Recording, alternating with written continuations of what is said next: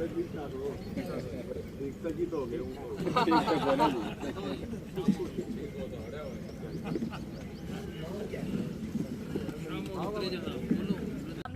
साथियों, ये आज रोहतक के सारे साथी आए हुए हैं। अस्थायी गैर मान्यता प्राप्त स्कूल जो पहली से लेकर 12वीं क्लास तक के हैं, तो सरकार ने अभी ये नोटिस निकाला है कि 31 मार्च ने इसने बंद कर दो सारा ने। तो ये करीब पूरे हरियाणा में 3200 स्कूल हैं जिनको सरकार ने कहा है 31 तारीख तक बंद कर दो। तो ये 31 तारीख तक बंद करने की बात जहाँ तक है, तो आपकी जानकारी के लिए बता दूं कि इसमें करीब 5 लाख से ज़्यादा बच्चे इन स्कूलों में पढ़ रहे हैं और वो गरीबों के बच्चे हैं। ये जो सबसे निचले तबके के लोग हैं वो इन स्कूलों में पढ़ रहे हैं और करीब 60,000 लोग इससे बेरोजगार होंगे। इसकी वजह से 60,000 लोग कम नहीं। हरियाणा वैसे भी बेरोजगारी में टॉप में चल रहा है और अब सरकार ये नोटिफिकेशन निकाल रही है, इनको सबको लेटर आया हुआ है कि भाई बंद कर दो।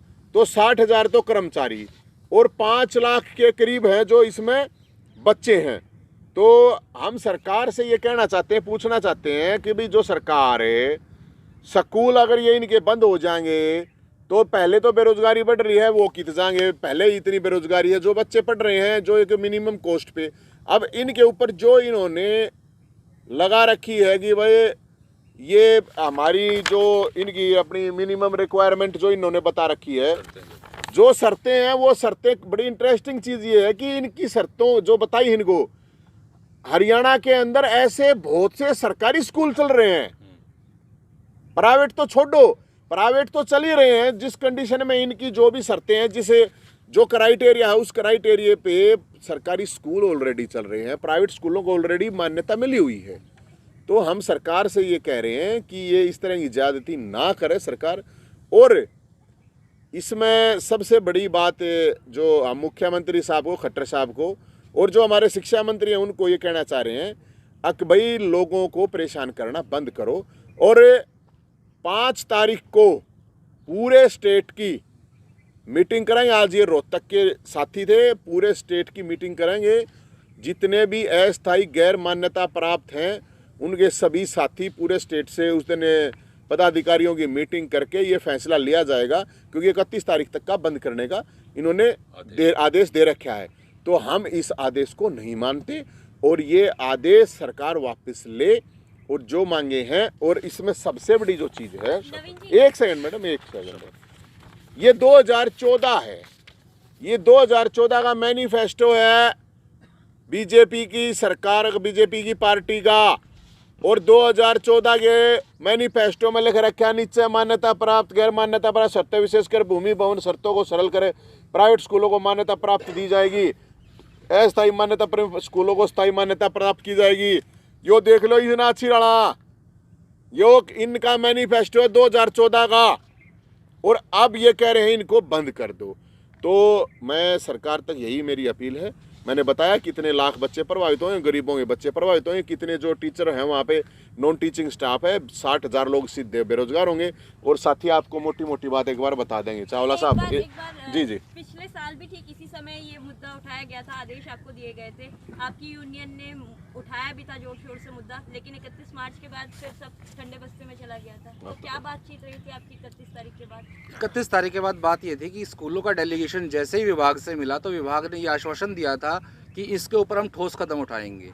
लेकिन उन स्कूल संचालकों को, उन अफेक्टेड स्कूलों को इसके बीच में रख के नियम नहीं बनाए गए। एक मेजॉरिटी को देखा जाना चाहिए जिससे उनको राहत मिल सके। बड़े आलीशान होटलों को देखकर अगर स्कूलों के नियम बनाए जाएंगे तो वो नियम सब पे लागू नहीं होते। हमें आम जनता को देखना है, उन बच्चों को देखना है जो आसानी से शिक्षा ले सके। गौरतलब बात यह है कि ये वो स्कूल हैं जिनको 40 साल से ज़्यादा भी हो चुके हैं स्कूल चलाते हुए, लेकिन अगर वो स्कूल का दायरा जितने गज में वो बना हुआ है, वो अपने दाएं बाएं अगर उसकी बिल्डिंग कंस्ट्रक्टेड है तो वह कैसे लैंड की चीज़ों को पूरा कर सकता है। सरकार को इसके ऊपर भी कुछ ना कुछ विचार करना चाहिए, तभी नियम पूरे हो पाएंगे। पिछले साल आपकी क्या बात रही थी जो स्कूल बंद नहीं किए गए? आश्वासन।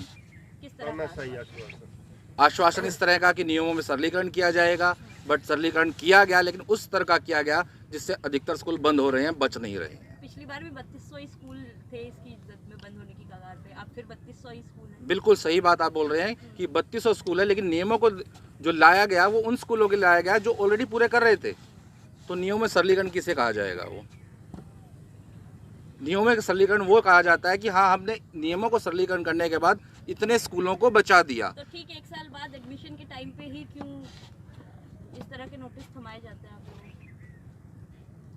पूंजीवादी वो व्यवस्था। तो पूछेंगे ना, हम सरकार से जा पूछेंगे, शिक्षा मंत्री से पूछेंगे भाई प्यार प्रेम से जब ये अपनी बात रख रहे हैं, इनकी कोई सुन नहीं रहा है तो सड़क पर आकर देखेंगे। उस दिन संडे ने, संडे को हम 12 बजे मीटिंग करेंगे सारे साथी पूरे। ये आज रोहतक से साथी आए हुए हैं, उसके बाद हम सभी साथियों को भी कह रहे हैं जिनके स्कूल हैं जिनके बच्चे हैं। और आप ये समझिए ना, 5 लाख बच्चे सीधे प्रभावित हो रहे हैं। तो सरकार बेरा नहीं, मेरा समझ में नहीं आ रही कैसा हुआ क्या नहीं है। तो आपको संडे को हम ये सारे साथी जो भी फैसला करेंगे तो पूछ के तो आएंगे ना, फिर हम तो संडे को फाइनल करेंगे। प्रधान जी, ऐसा होता है कि पहले नोटिस आते रहते हैं आपके स्कूल बंद किए जाएंगे, लेकिन आखिरी टाइम पर ये कह दिया जाता है कि कोई नहीं, आपका साल बढ़ा दिया गया। लेकिन उससे बच्चों के मन में, अभिभावकों के मन में डर रहता है कहीं स्कूल बंद ना हो जाए। स्कूल की छवि खराब की जाती है। सरकारी स्कूलों का स्तर सरकार ने बढ़ाया नहीं, और जो निजी स्कूल जो अपने ही व्यवस्था के आधार पर सरकार से बिना किसी सहायता से अपने दम पर गरीब तबके को शिक्षा देने में लगा हुआ है, एक समाज के स्तर को उठाने में लगा हुआ है, उसको सहयोग नहीं है ताकि उन पे इफेक्ट हो और बच्चे सरकारी स्कूलों में जाएं। अगर स्कूलों की छवि इस तरह से बनेगी, निजी स्कूलों की, बजट स्कूलों की छवि इस तरह से बनेगी, तो माँ बाप कहीं ना कहीं बच्चे के भविष्य को लेकर चिंतित होगा और वो सरकारी स्कूलों की ओर अप्रोच। और ये एक चीज मैं और ये बता दूं, ये वो स्कूल ना है जो 5-5 हजार रुपए महीना ले हैं, ये 500-500 रुपए वाले हैं, 200-200 300-300 रुपए लेके बच्चों को पढ़ा रहे हैं। ये वो कौन है, वो उनकी टर्म एंड कंडीशन है। अगर भाई वो जो 5,000 रुपए महीने की फीस ले, वो ना ये स्कूल, ये गरीब झुग्गी झोपड़ियां में रहने वाले, कॉलोनिया में बने वाले स्कूल हैं जो गरीबों के बच्चे पढ़ रहे हैं यहाँ। इसलिए कह रहे हैं हम सरकार से, बाकी जो भी फैसला होगा वो संडे को सारी जो मीटिंग है साथियों से मीटिंग करके फिर फैसला लें। जैसे चुनाव आता है, घोषणा पत्र हर एक पार्टी लेके आती है, आपको राहत देने की बात करती है, लेकिन चुनाव होते ही आपकी राहत को भूल जाती है। हर साल यही होता है, तो क्या कदम उठाएंगे अब की बार? क्या संडे ने बताऊंगे ना, संडे को बताएंगे प्रधान जी की अगुवाई में। संडे आप को। आए हैं नवीन जैन, तो ना तो राजनीति में है ना विपक्ष में है, उम्मीद है आपको कि आपका हल हो जाएगा समस्या का? जो आवाज़ ये उठाते हैं रोहतक नहीं, हरियाणा नहीं, नेशनल इंटरनेशनल लेवल तक सुनी जाती है।